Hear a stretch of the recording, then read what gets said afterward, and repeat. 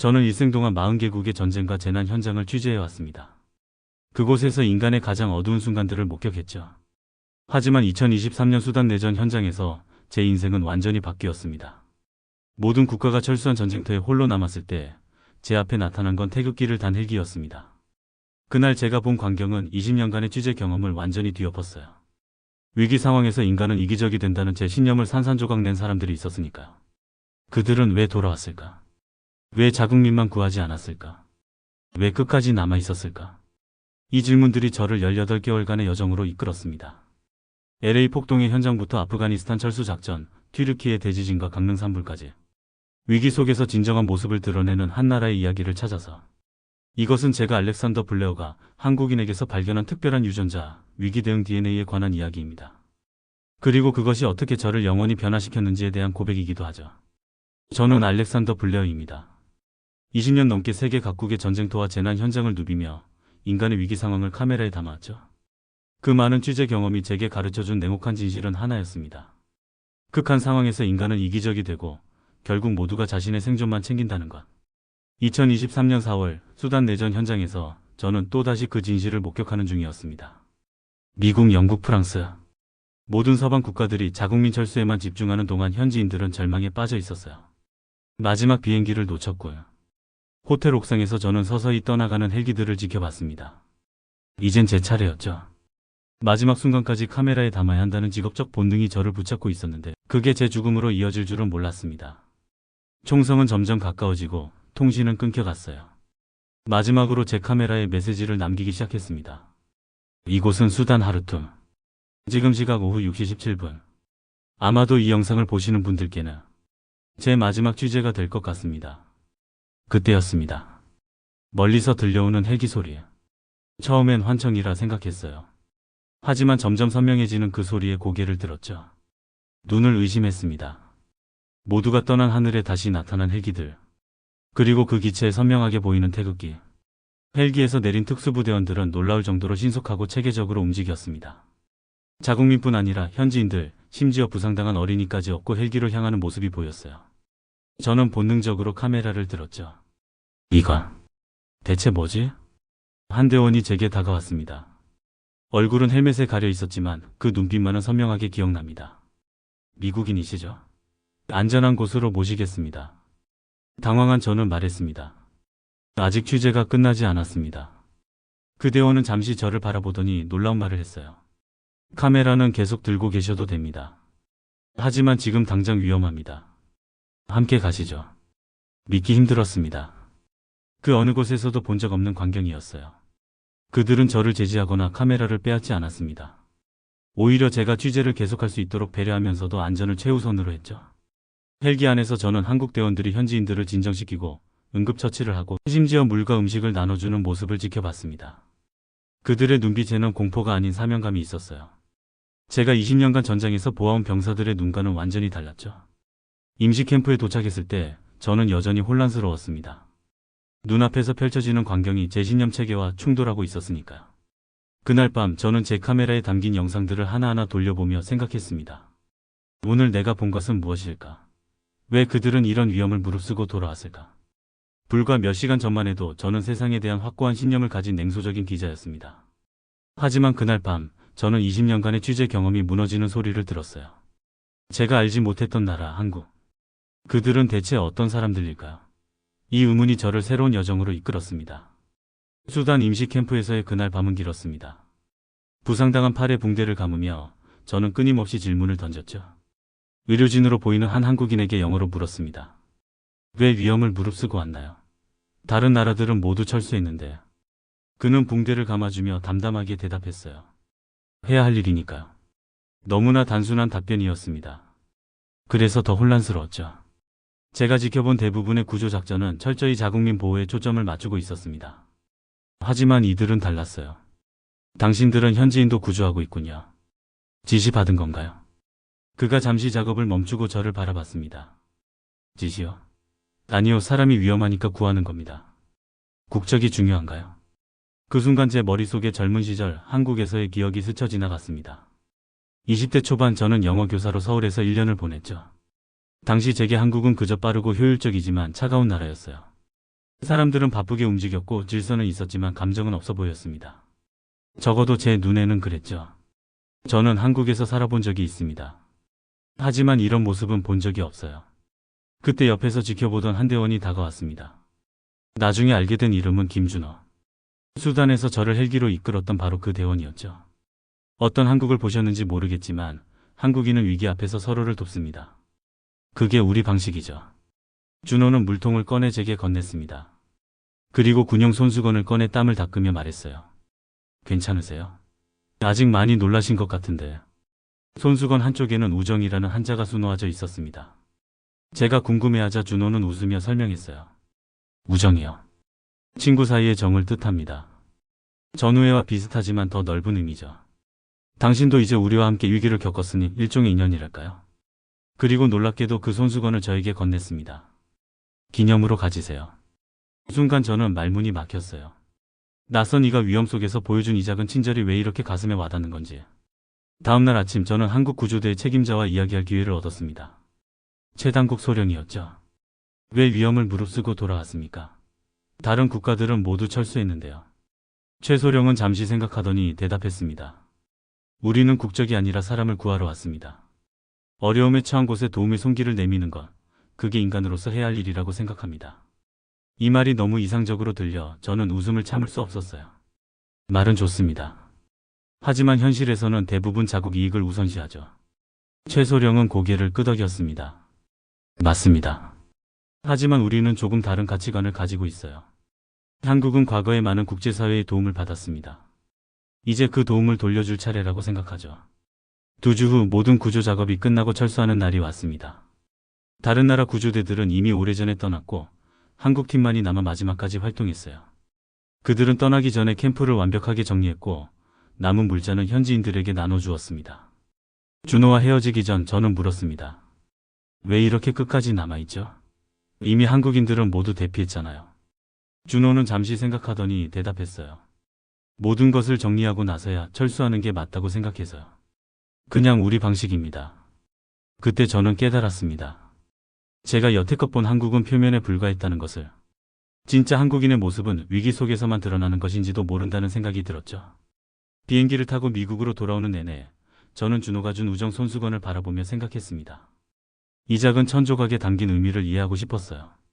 그리고 한국인들이 위기 속에서 보여준 그 특별한 정신은 어디서 오는 것인지 알고 싶었죠. 그래서 저는 결심했습니다. 한국인들이 위기 속에서 보여준 모습들을 추적해보기로. 그리고 그 시작점으로 제가 선택한 사건은 30년 전 LA 폭동 당시 한인들의 이야기였습니다. LA 코리아타운, 제가 김세진 씨를 만난 곳입니다. 79세 노인인 세진 씨는 1992년 LA 폭동 당시 루프탑 코리안으로 불렸던 이들 중 한 명이었죠. 그의 작은 사무실에 들어서자 벽에 걸린 오래된 사진이 눈에 들어왔습니다. 건물 옥상에서 총을 들고 있는 젊은 한인들의 모습이었어요. 이게 당신인가요? 또 제가 묻자 세진 씨는 빙그레 웃으며 고개를 끄덕였습니다. 예, 그때는 젊었지요. 43살이었어요. 세진 씨는 천천히 일어나 벽장을 열었습니다. 그리고 조심스럽게 오래된 엽총을 꺼냈어요. 이게 그때 사용했던 총입니다. 지금은 작동하지 않아요. 그저 기억으로 남겨두었죠. 총을 바라보는 세진 씨의 눈빛에는 복잡한 감정이 담겨 있었습니다. 자랑스러움과 동시에 아픔이 공존하는 듯했어요. 왜 그때 옥상에 올라갔나요? 제가 물었습니다. 세진 씨는 잠시 침묵했다가 대답했어요. 경찰이 없었기 때문입니다. 아무도 우리를 보호해주지 않았어요. 두렵지 않았나요? 물론 두려웠죠. 하지만 더 두려운 건 아무것도 하지 않는 것이었습니다. 여긴 제 가게였고 제 가족의 생계였어요. 지켜야 했습니다. 그의 단호한 대답에서 저는 수단에서 만난 준호의 모습이 겹쳐 보였어요. 해야 할 일이니까요. 그 단순하면서도 강력한 책임감의 표현. 널리 알려지지 않은 사실이 있습니다. 세진 씨가 말을 이어갔어요. 우리는 우리 가게만 지킨 게 아니었어요. 이웃 흑인 가게도 함께 지켰습니다. 이 말에 저는 놀라움을 감추지 못했습니다. 정말요? 언론에선 한인과 흑인의 갈등만 부각됐는데요.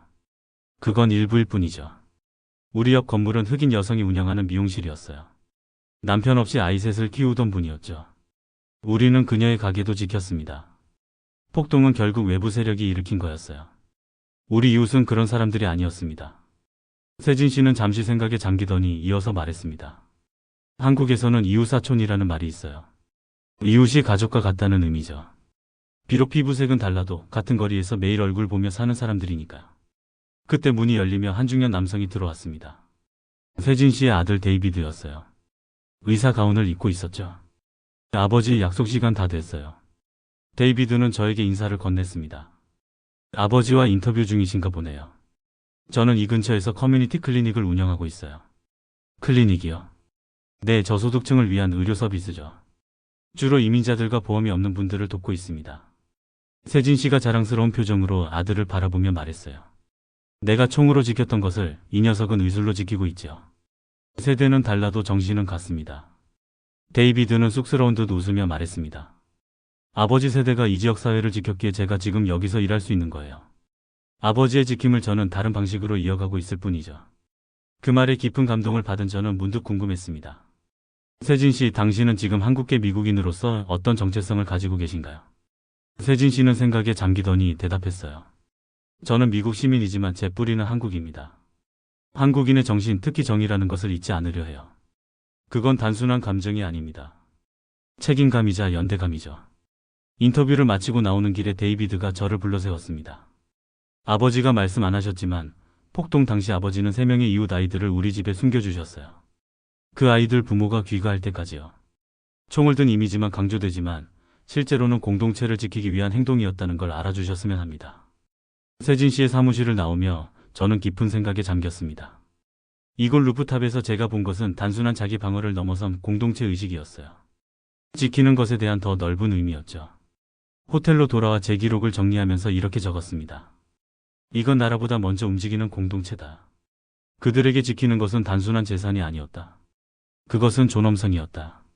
세진 씨의 이야기는 제가 한국인들의 위기 대응을 이해하는 첫 단계였습니다. 하지만 궁금증은 더 커졌어요. 자국 내에서의 상황과 타국에서의 행동이 같을까? 그들은 타인에 대해서도 같은 책임감을 느낄까? 그 답을 찾기 위해 저는 다음 사례로 아프가니스탄에서의 미라클 작전을 파고들기로 했습니다. 그곳에서 한국은 어떤 모습을 보여주었을까요? 아프가니스탄 미라클 작전에 대한 취재를 시작하면서 저는 큰 벽에 부딪혔습니다. 한국 정부는 구체적인 작전 내용을 공개하지 않았고 참여 인원들 대부분은 비밀유지 서약을 지키고 있었죠. 하지만 저는 포기하지 않았어요. 결국 작전에 참여했던 한 군인을 만날 수 있었습니다. 그의 이름은 박정훈, 현재는 예비역이 된 특수부대 출신이었어요. 정훈 씨와의 만남은 서울 한강변의 조용한 카페에서 이루어졌습니다. 그는 처음에 말이 없었어요. 경계심이 역력했죠. 이 작전에 관해 왜 궁금해 하시나요? 그가 물었습니다. 저는 솔직하게 대답했어요. 수단에서 한국 구조대를 직접 경험했습니다. 그들이 보여준 책임감과 헌신이 어디서 오는지 알고 싶어요. 아프간 작전은 그 정신을 보여주는 또 다른 사례라고 생각했죠. 제 말을 들은 정훈 씨의 표정이 조금 누그러졌습니다. 저희는 단지 임무를 수행했을 뿐입니다. 그의 겸손한 태도가 수단에서 만난 준호와 너무 닮아 있어 저는 웃음이 나왔어요. 한국 사람들은 항상 그렇게 말하네요. 그냥 해야 할 일을 했을 뿐이라고요. 정훈 씨도 따라 웃었습니다. 습관인가 보네요. 그는 천천히 이야기를 시작했어요. 2021년 8월 탈레반이 카불을 점령했을 때 많은 국가들이 철수하기 시작했고 각국은 자국민 보호에 급급했습니다. 그러나 한국은 달랐어요. 우리에겐 아프간 현지 협력자들이 있었습니다. 통역사, 운전기사, 현지 직원들. 그들이 우리를 도왔기에 우리가 안전하게 임무를 수행할 수 있었죠. 그들을 버리고 갈 수는 없었어요. 다른 나라들도 협력자들이 있었지만 많은 경우 그들을 남겨두고 떠났죠. 제가 말했습니다. 정훈 씨의 눈빛이 흔들렸어요. 그래서 더 절실했습니다. 저희가 데려가지 않으면 그들은 보복을 당할 게 뻔했으니까. 그가 계속해서 말했습니다. 작전은 극도로 위험했어요. 카불 공항은 혼란 그 자체였고 테러 위협도 있었죠. 하지만 우리는 모든 협력자와 그 가족들 총 391명을 안전하게 한국으로 데려왔습니다. 그게 가능했던 이유는 뭐라고 생각하세요? 제가 물었어요. 잠시 생각에 잠긴 정훈 씨가 대답했습니다. 작전 자체의 완벽함보다는 그들 한 명 한 명의 얼굴과 이름을 기억했기 때문이라고 생각합니다. 우리에게 그들은 단순한 현지 협력자가 아니라 함께 고생한 동료였어요. 정훈 씨와의 인터뷰를 마친 후 저는 그가 소개해준 한 아프간인을 만날 수 있었습니다. 파리드 라임이라는 이름의 전직 통역사였죠. 현재 그는 한국에서 살며 한국어를 배우고 있었어요. 파리드는 처음 만난 자리에서 주머니에서 접힌 종이 한 장을 꺼냈습니다. 오래되어 구겨진 종이였어요. 이게 뭔지 아세요? 그가 물었습니다. 종이를 펼쳐보니 한글로 쓰인 짧은 메모였어요. 영어 번역이 아래에 있었습니다. 다시 만날 때까지 우리는 형제입니다. 약속을 지켜 돌아오겠습니다. 마이너스 김중희. 이건 한국군이 잠시 철수할 때 제게 남긴 쪽지입니다. 파리드가 설명했어요. 그들은 돌아왔고 약속을 지켰죠.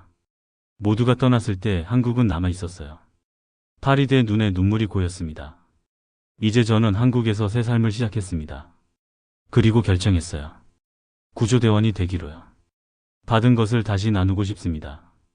그의 말에 가슴이 뭉클해졌습니다. 구조받은 사람이 구조자가 되기로 한 이 순간. 이것이야말로 진정한 연대가 아닐까요? 파리드와 헤어진 후 저는 한강을 걸으며 생각에 잠겼습니다. 정훈 씨의 말이 머릿속에서 맴돌았어요. 그들 한 명 한 명의 얼굴과 이름을 기억했기 때문에. 지금까지 제가 만난 한국인들의 공통점은 기억한다는 것이었습니다. 세진 씨는 이웃을 기억했고 정훈 씨와 그의 동료들은 함께 일했던 아프간인들을 기억했죠. 그들에게 책임감은 추상적인 개념이 아니라 구체적인 얼굴과 이름을 가진 사람들에 대한 의무였어요. 제 노트북에 이렇게 적었습니다. 알렉산더, 한국인을 전우가 아닌 가족을 지키는 사람들로 이해하기 시작하라. 이 말이 무슨 의미인지 저는 더 깊이 알고 싶었습니다. 그리고 다음 사례로 튀르키예 대지진 현장에서의 한국 구조대 이야기를 쫓기로 했죠. 2023년 2월 튀르키예 대지진 소식을 듣자마자 저는 현장으로 날아갔습니다. 그곳에서 벌어지는 국제 구조 활동을 취재하기 위해서였죠. 이미 많은 나라의 구조팀이 도착해 있었고 각국의 방식으로 구조 작업을 펼치고 있었어요. 그리고 역시나 한국 구조대도 있었습니다. 제가 그들을 발견한 것은 무너진 아파트 건물 앞이었어요. 대원들은 묵묵히 작업 중이었고 한 마리의 흰 구조견이 건물 잔해 사이를 부지런히 오가고 있었죠. 적의 이름이 뭔가요? 제가 한 대원에게 물었습니다. 백구입니다. 우리 팀의 베테랑이죠. 백구는 매우 집중하고 있었어요. 잔해 위를 뛰어다니다가 갑자기 한 지점에서 멈춰서더니 짖기 시작했습니다. 모든 대원들이 긴장했어요. 생존자를 발견한 신호였죠. 그렇게 시작된 구조 작업은 10시간 넘게 계속되었습니다. 저는 카메라를 들고 그 과정을 지켜봤어요. 한국 대원들은 교대도 하지 않고 끊임없이 작업했습니다. 마침내 어린 소녀 한 명이 구조되는 순간 모든 사람들이 환호했어요. 현지 주민들은 백구에게 달려가 껴안았습니다. 눈물을 흘리며 감사의 말을 전하는 그들의 모습이 너무나 감동적이었어요. 백구는 그저 꼬리를 흔들며 다음 임무를 기다리는 듯 했습니다. 그날 밤 저는 한국 구조대의 임시 캠프를 찾았습니다. 백구의 훈련사 이준영 씨를 만나기 위해서였죠. 준영 씨는 피곤해 보였지만 친절하게 저를 맞아주었어요. 백구는 정말 놀라운 구조견이네요. 제가 말했습니다. 준영 씨는 백구의 머리를 쓰다듬으며 웃었어요. 그저 자기 일을 하는 것뿐입니다. 매일 아침 저는 백구에게 말해요. 오늘도 한 명만 더 찾자라고요. 그게 우리의 일상적인 다짐이죠. 어떻게 그렇게 오랜 시간 포기하지 않고 작업할 수 있나요? 또 제가 궁금해했습니다. 준영 씨는 잠시 생각하더니 대답했어요. 생존 가능성이 있는 한 포기할 수 없습니다. 저기 무너진 건물 속에는 누군가의 가족이 있으니까요. 만약 제 가족이 저 안에 있다면 저도 누군가가 끝까지 포기하지 않길 바랄 겁니다. 그의 말에 저는 다시 한번 가족이라는 단어를 떠올렸습니다. 세진 씨의 이웃사촌, 정훈 씨의 우리는 형제와 이어지는 개념이었죠. 한국 구조대만의 특별한 철학이 있나요? 또 제가 물었어요. 준영 씨는 생각에 잠겼다가 대답했습니다. 우리는 구조가 아니라 인연을 구한다고 생각합니다. 그냥 숫자나 통계가 아니라 한 사람 한 사람의 삶과 그들과 연결된 모든 사람들의 인연을 구하는 거죠. 다음날 저는 유엔 재난조정관인 마이클 로렌스를 만났습니다. 그는 여러 국제 구조팀과 함께 일한 경험이 많았죠. 한국 구조대에 대해 어떻게 생각하시나요? 또 제가 물었어요. 마이클은 고개를 끄덕이며 대답했습니다. 매우 인상적입니다. 그들은 포기라는 단어를 모르는 것 같아요. 다른 팀들이 휴식을 취할 때도 한국 팀은 계속 작업합니다. 그리고 놀라운 건 그들이 서로에게 명령하지 않는다는 거죠. 마치 각자가 알아서 최선을 다하고 있어요. 마이클의 말은 제가 눈치챈 것과 일치했습니다. 한국 구조대에게는 분명한 지휘체계가 있었지만 각 대원이 자발적으로 움직이는 모습이 인상적이었어요. 3일째 되는 날 저는 또 다른 감동적인 장면을 목격했습니다. 백구가 다시 한번 생존자를 찾아냈고 이번에는 70대 노인이었어요. 노인이 구조된 후 백구는 지쳤는지 잠시 누워 있었습니다. 그때 준영 씨가 백구에게 다가가 무언가를 속삭였어요. 저는 그 말이 궁금해 나중에 물어봤습니다. 무슨 말을 했나요? 준영 씨는 쑥스러운 듯 웃었습니다. 고맙다고 했어요. 그리고 오늘도 한 명을 구했으니 너는 정말 훌륭하다고요. 백구도 감정이 있으니까 칭찬을 해줘야죠. 그의 말에 저는 깊은 감명을 받았습니다.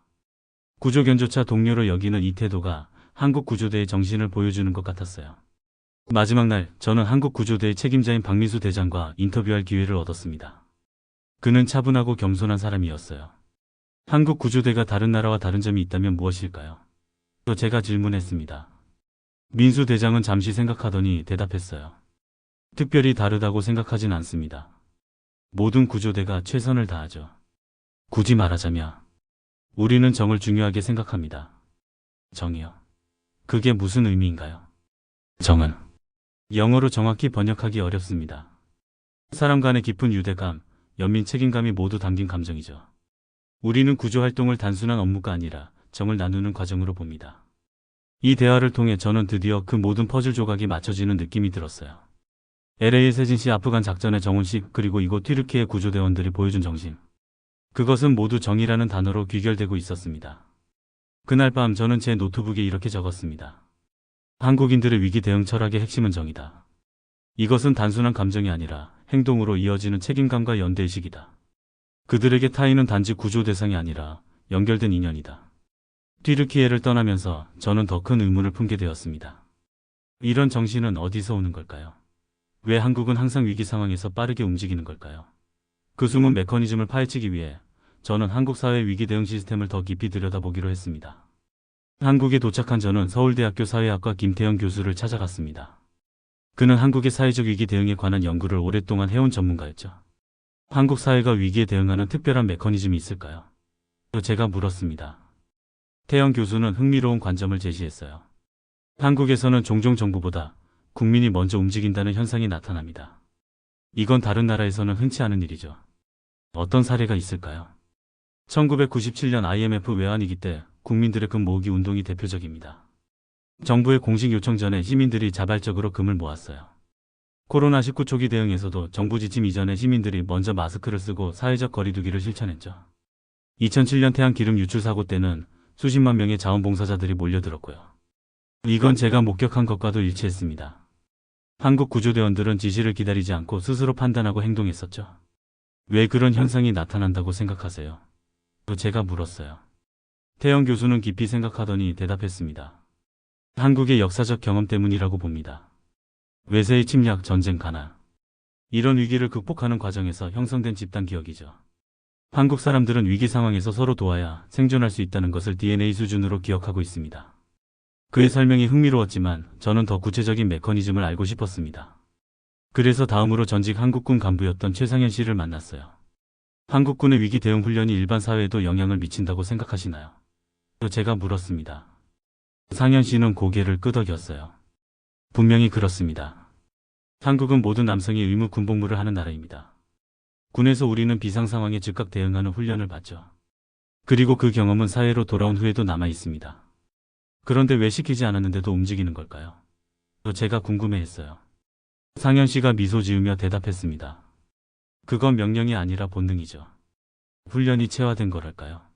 군대에서 우리는 팀워크가 생존을 좌우한다는 것을 배웁니다. 혼자서는 살아남을 수 없어요. 그의 말에 새로운 통찰을 얻었지만 아직 완전한 그림은 그리지 못했습니다. 그래서 저는 역사학자인 박지원 교수를 찾아갔어요. 한국의 역사적 경험이 위기 대응 방식에 어떤 영향을 미쳤을까요? 또 제가 물었습니다. 지원 교수는 차분하게 설명했어요. 한국은 수천 년 동안 외부의 침략을 받아왔습니다. 그 과정에서 우리라는 공동체 의식이 강화됐죠. 또한 조선시대부터 이어진 두레라는 협동 농사 시스템도 있었어요. 이는 모내기나 추수와 같은 힘든 일을 마을 사람들이 함께 해내는 방식이었습니다. 현대 사회에도 그런 전통이 남아있나요? 형태는 달라졌지만 정신은 이어지고 있습니다. 한국인들은 위기 상황에서 자발적으로 공동체를 위해 행동하는 경향이 강해요. 이것은 단순한 문화적 특성이 아니라 생존을 위한 집단적 지혜라고 볼 수 있습니다. 마지막으로 저는 심리학자 이민정 박사를 만났습니다. 그녀는 한국인의 위기 대응 심리에 관한 연구를 해왔어요. 한국인들의 빠른 위기 대응은 심리적으로 어떻게 설명할 수 있을까요? 또 제가 물었습니다.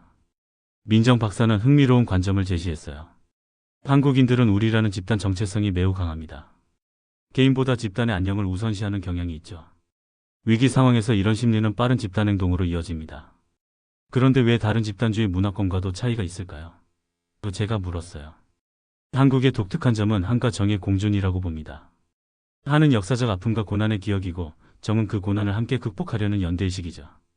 이 두 감정이 위기 상황에서 강력한 집단 에너지로 전환됩니다. 모든 인터뷰를 종합하면서 저는 점차 그림이 완성되는 느낌이 들었어요. 한국인들의 빠른 위기 대응은 단순한 훈련이나 시스템의 결과가 아니었습니다. 그것은 역사적 경험, 문화적 가치, 집단 심리가 복합적으로 작용한 결과였죠. 제 노트북에 이렇게 적었습니다.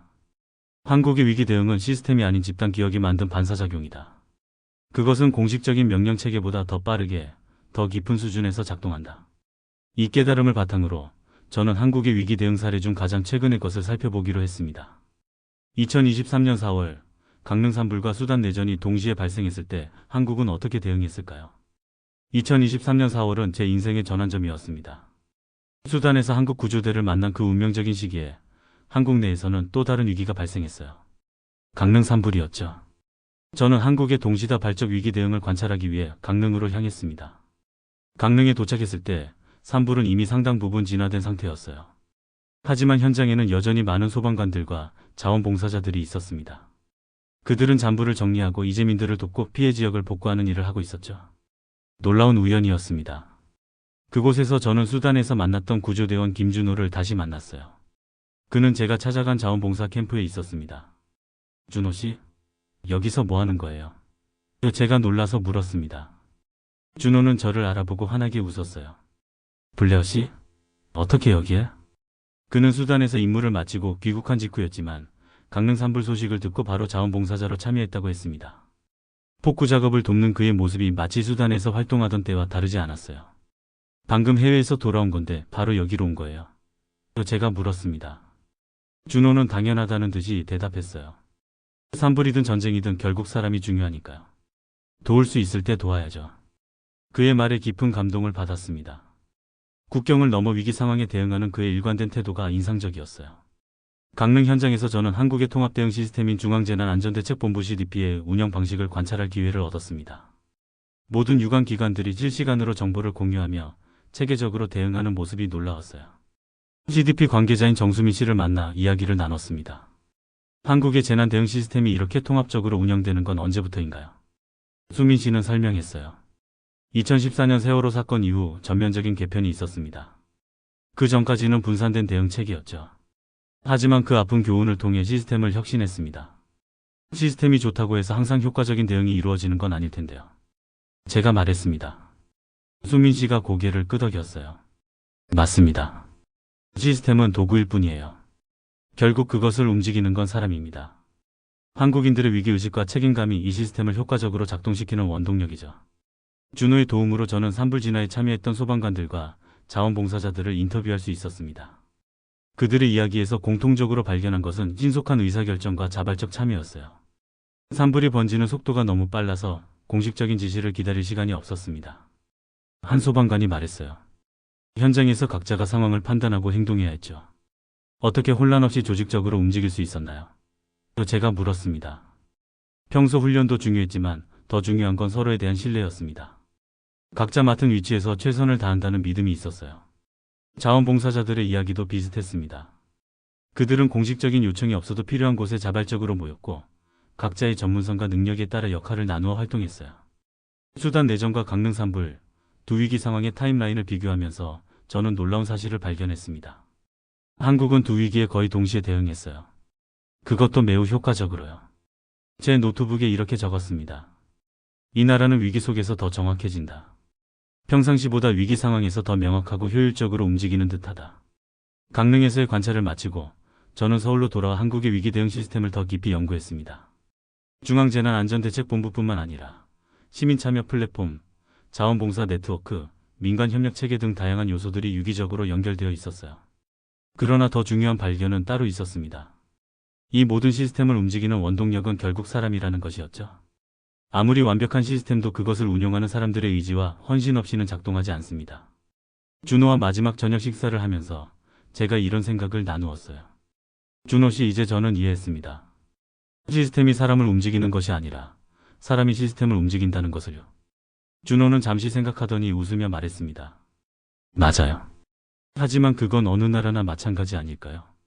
다른 점이 있다면 뭘까요? 제가 물었어요. 준호가 진지한 표정으로 대답했습니다. 아마도 위기에 대한 기억이 너무 생생하기 때문일 거예요. 한국인들은 위기를 이론적으로 배우지 않았어요. 직접 경험했죠. 전쟁, 가난, 재난. 이 모든 것을 극복하는 과정에서 우리는 깨달았습니다. 함께하지 않으면 살아남을 수 없다는 것을요. 그의 말이 가슴에 와닿았습니다. 한국의 위기 대응은 단순한 매뉴얼이나 시스템의 결과가 아니었어요. 그것은 집단적 기억과 경험에서 비롯된 생존의 지혜였습니다. 한국을 떠나기 전날 밤, 저는 호텔 창문으로 서울의 야경을 바라보며 생각했습니다. 이 작은 나라가 보여준 거대한 반응, 그리고 그 반응의 중심에 있는 사람들. 이제 저는 제 취재의 마지막 단계로 넘어갈 준비가 되었어요. 왜 이야기를 세상에 전하고 싶은지, 그리고 그것이 제게 어떤 의미인지를 정리할 시간이었습니다. 하버드 대학교 강당, 제 강의를 듣기 위해 300명의 학생들이 모였습니다. 특별 강연 시리즈 글로벌 위기와 인류의 대응의 첫 번째 강의였죠. 저는 깊은 숨을 들이마시고 마이크 앞에 섰습니다. 여러분, 오늘 저는 한 가지 질문으로 시작하고 싶습니다. 위기의 순간 당신은 누구를 찾을 것인가요? 학생들이 조용히 귀를 기울였어요. 저는 계속했습니다. 대통령일까요? 군인일까요? 경찰일까요? 아니면 의사일까요? 모두 중요한 존재들이지만 제 대답은 다릅니다. 한국인입니다. 강당에 작은 웃음이 흘렀습니다. 그들은 제가 농담을 한다고 생각했겠죠. 하지만 저는 진지했어요. 지난 1년간 저는 전 세계 위기 현장을 다니며 한국인들의 대응을 관찰했습니다. 수단 내전, LA 폭동, 아프가니스탄 철수작전, 튀르키예 대지진, 강릉 산불. 이 모든 곳에서 저는 놀라운 공통점을 발견했어요. 스크린에 제가 찍은 사진들이 하나씩 나타났습니다. 수단에서 어린이를 구조하는 한국 특수부대원, LA 루프탑에서 이웃을 지키는 세진씨, 아프간인들과 함께 있는 한국군 생존자를 찾아낸 백구와 훈련사, 강릉 산불을 진화하는 자원봉사자들의 모습이었죠. 이들이 보여준 것은 단순한 효율성이나 용기가 아니었습니다. 그것은 정의라는, 영어로는 정확히 번역할 수 없는 특별한 정신이었어요. 저는 제 왼쪽 주머니에서 준호가 준 우정 손수건을 꺼내 들어 보였습니다. 몇 번이나 빨아서 사용했지만 그 글자는 여전히 선명했어요. 이 손수건은 수단에서 한 한국 구조대원이 저에게 준 것입니다. 그는 저를 구한 후 우리는 이제 인연이다라고 말했죠. 처음에는 그저 예의 바른 인사라고 생각했어요. 하지만 지금은 다르게 느껴집니다. 그것은 진심이었습니다. 학생들이 집중하는 모습이 느껴졌어요. 저는 제 이야기를 계속했습니다. 위기의 순간에 한국인들이 보여주는 특별함은 세 가지로 요약됩니다. 첫째, 그들은 기다리지 않습니다. 명령이나 지시가 없어도 스스로 판단하고 행동하죠. 둘째, 그들은 끝까지 책임을 집니다. 임무가 완전히 끝날 때까지 자리를 떠나지 않아요. 셋째, 그들에게 타인은 단순한 대상이 아니라 연결된 인연입니다. 강연이 끝나갈 무렵 저는 화면에 준비해온 특별한 영상을 틀었어요. 수단에서 만난 아이들, 튀르키예 생존자들, 아프간 협력자들이 짧은 인사를 전하는 영상이었습니다. When everyone left Korea stayed. 한국인들이 없었다면 저는 지금 이 자리에 없었을 겁니다. 고맙습니다, 한국. 이 마지막 메시지가 강당을 채웠을 때 저도 모르게 눈물이 났습니다. 그리고 용기를 내어 제 인생에서 가장 큰 결정을 발표했어요. 저는 알렉산더 블레어는 이제 새로운 여정을 시작합니다. 다음 한 해 동안 저는 한국에 머물며 위기 속에서 국민이 된 사람들이라는 다큐멘터리를 완성할 예정입니다. 학생들의 박수가 터져 나왔어요. 질문 시간이 되자 한 학생이 손을 들었습니다. 블레어 교수님, 이 모든 경험 후에 한국에 대한 당신의 관점은 어떻게 변했나요? 저는 잠시 생각하다가 대답했습니다. 제가 20대에 한국에서 1년을 보냈을 때 저는 아무것도 보지 못했어요. 바쁘게 움직이는 사람들, 빠른 기술, 효율적인 시스템. 그게 전부였죠. 하지만 이제 저는 그 표면 아래에 있는 진짜 한국을 보기 시작했습니다. 그것은 위기 속에서만 온전히 드러나는 모습이었어요. 또 다른 학생이 물었습니다. 한국의 이런 특성이 다른 나라에도 적용될 수 있을까요? 물론입니다. 한국의 정문화는 독특하지만 그 핵심 가치 마이너스 자발성, 책임감, 연대의식 마이너스는 보편적입니다. 모든 사회가 이런 가치를 키울 수 있어요. 다만 한국의 특별한 점은 이런 가치가 개인의 미덕을 넘어 집단적 행동 양식으로 발전했다는 것입니다. 강연이 끝나고 사무실로 돌아오자 제 아들 마이클이 기다리고 있었습니다. 대학 2학년인 그는 방학을 맞아 저를 보러 왔었죠. 아빠, 강연 정말 좋았어요. 한국에 대한 이야기를 들으니 저도 한번 가보고 싶어졌어요. 제가 웃으며 물었습니다. 그래? 방학 때 같이 여행 갈까? 마이클이 머뭇거리더니 말했어요. 사실 저 교환학생 프로그램 신청서를 제출했어요. 한국 서울대학교로요. 놀라움을 감출 수 없었습니다. 정말 언제부터 그런 생각을 했어? 아빠의 이야기를 들으면서요. 위기 속에서 진정한 모습을 보여주는 사람들. 저도 그런 사람이 되고 싶어요. 그 순간 저는 제가 하는 이 작업이 단순한 취재나 다큐멘터리를 넘어선다는 것을 깨달았습니다. 그것은 가치관의 전달이고 새로운 시선의 공유였어요. 서재로 돌아와 마지막 기록을 적었습니다. 어쩌면 나는 그날 수단의 그 절망적인 순간에 한국인을 만난 것이 아니라 인간의 가장 순수한 가능성을 만난 것인지도 모른다. 그리고 그 가능성에 이름을 붙인다면 나는 그것을 한국 정신이라 부르고 싶다. 저는 한국으로 떠나기 전 수단에서 만났던 준호에게 연락했습니다. 그가 서울에서 저를 만나주기로 했어요. 블레어 씨 정말 한국에 1년 동안 머무르실 건가요? 준호가 믿기지 않는다는 듯 물었습니다. 네, 결심했어요. 한국의 진짜 모습을 더 깊이 이해하고 싶습니다. 준호가 환하게 웃었어요. 그럼 이제 정식으로 환영합니다. 우리나라에 오신 것을. 고맙습니다. 그리고 저는 주머니에서 우정 손수건을 꺼내 보였습니다. 이거 아직도 가지고 다니고 있어요. 준호가 감동한 표정으로 말했습니다. 인연이란 게 그런 거죠. 한번 맺어지면 계속되는 겁니다. 그날 밤 서울행 비행기를 기다리며 저는 생각했습니다. 위기는 우리의 진짜 모습을 드러냅니다.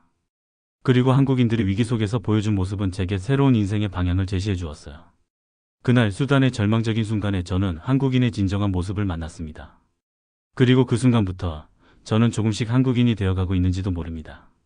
적어도 정신적으로는요. 이것이 제가 이야기를 전하기로 한 이유입니다. 위기 속에서 빛나는 인간성, 그리고 그것을 가장 잘 보여준 한국인들의 이야기를. 위기 속에서 국민이 된 사람들, 그들의 이야기는 이제 시작입니다.